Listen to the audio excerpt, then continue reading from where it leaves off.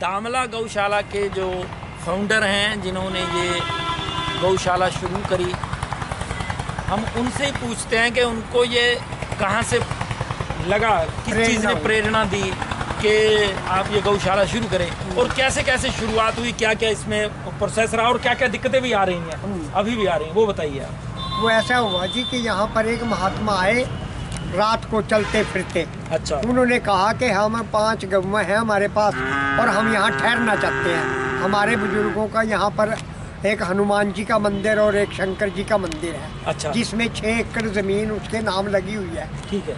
लेकिन कुछ हमने दुकानें भी बनाई हुई हैं उसमें।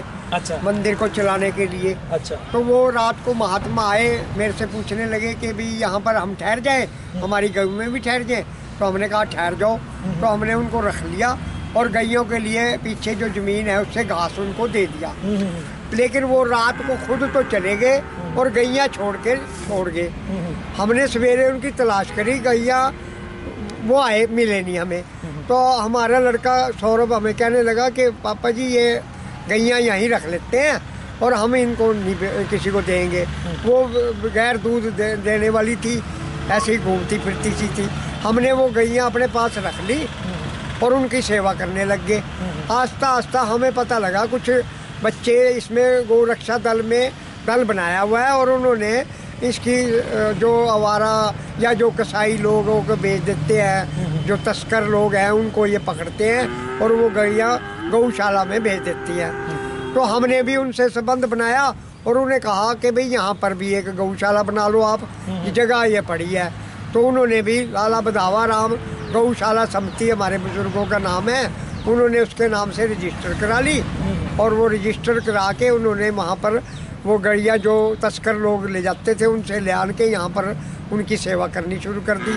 और आज हमारे पास 100 गौवंश है, गौवें और गौवंश है। अच्छा लाला जी, ऐसा भी हुआ था कि लोगों ने आपको इसके लिए रोका भी था? हाँ। या निंदा करी हो? हाँ, निंदा तो वो ये करने लगे, किसान लोग हैं यहाँ गाँव, ये हमारा जो लोग कहने लगे इनका क्या करोगे, ये तो काटने लायक ही होती है और इनको यहाँ ये आप लोगों को ही खा जाएंगे, इनका पैसा भी आप इनको कहाँ से पैसा लाओगे, घास कहाँ से लाओगे, कैसे रख रखाव करोगे।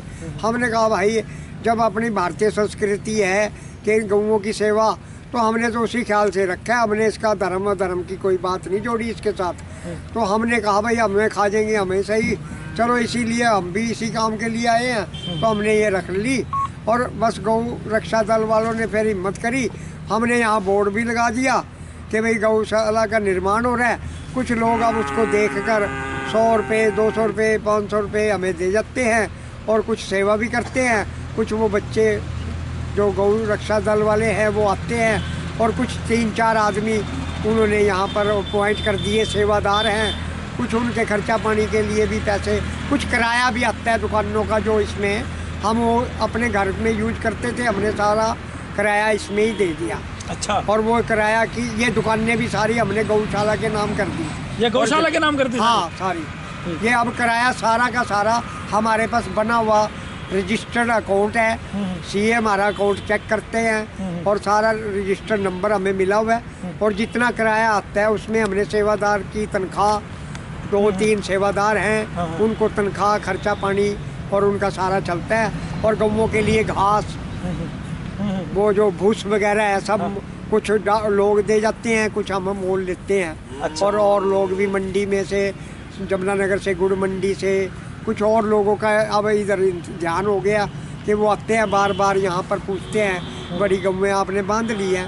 हमने कहा नहीं, हमने नहीं बांधी है। तो इनके भाग्य से वो बच्चे हमारे गौ रक्षा दल वाले जो तस्कर वहाँ पर जमुना जी के पास ले जाते हैं और वहाँ यूपी में ले जाने के, उत्तर प्रदेश में ले जाने के, कसाई घर में ले जाते हैं, उनको पकड़ के लाते हैं। उनकी कृपा से उन बच्चों ने अपनी मेहनत से इनको वध से रोक दिया है और अब ये यहाँ पर अपना आराम करती हैं और इनके खर्चा पानी का सब प्रबंध, पब्लिक सेवा है ये, तो पब्लिक की सेवा है सबकी। हमारा इसमें कोई खास, हम तो सिर्फ इसके एक कहने को हैं कि भाई हमने ये शुरू करी। हमारा ज़्यादा इसमें ये नहीं है कि हम ही हैं सब कुछ, ये सारी जनता जनार्दन जो हरियाणा की अपनी चलते फिरते जो भी लोग इसमें समझते हैं अपना योगदान दे रहे हैं। निर्माण कार्य शुरू है, हम चाहते हैं कि सरकार, हमारी हरियाणा सरकार ने भी गौचरांद की ज़मीनों में गौशालाओं के लिए लिखा है, और हम चाहते हैं कि हमारे यहाँ के मुख्यमंत्री जो है वो इसको गौवध को बंद करवाएं और गौ रक्षा दल वालों के साथ सहयोग करके इनको गौ सेवा के लिए, गौशालाओं के लिए कुछ अनुदान भेजे। ऐसा बार बार कहते हैं कि अनुदान भेजेंगे, भेजा बजाया तो किसी ने नहीं।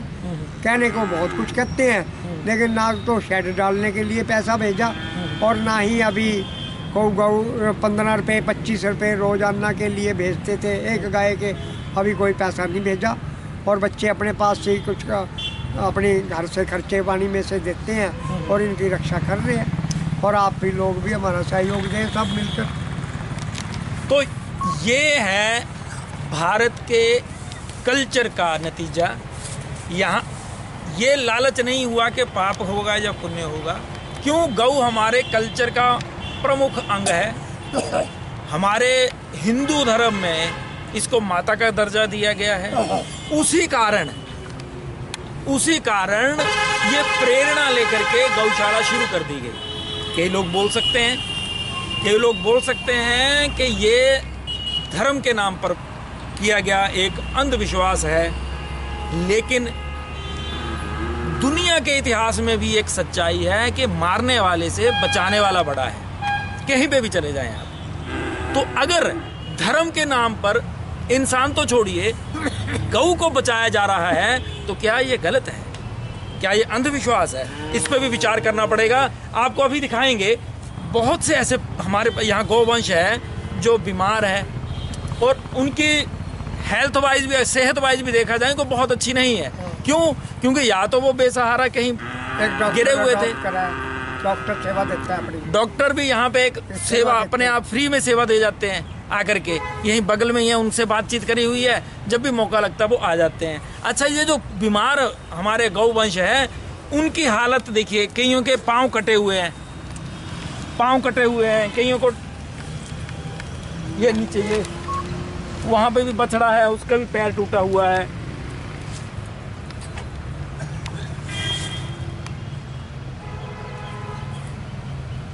ये इस तरफ,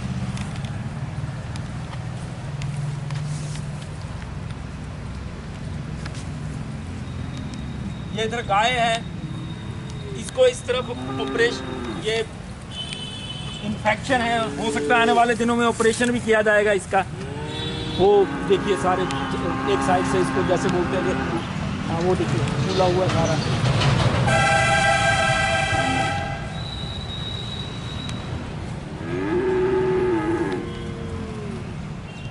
अगली क्लिप को बना लो, बंद करो।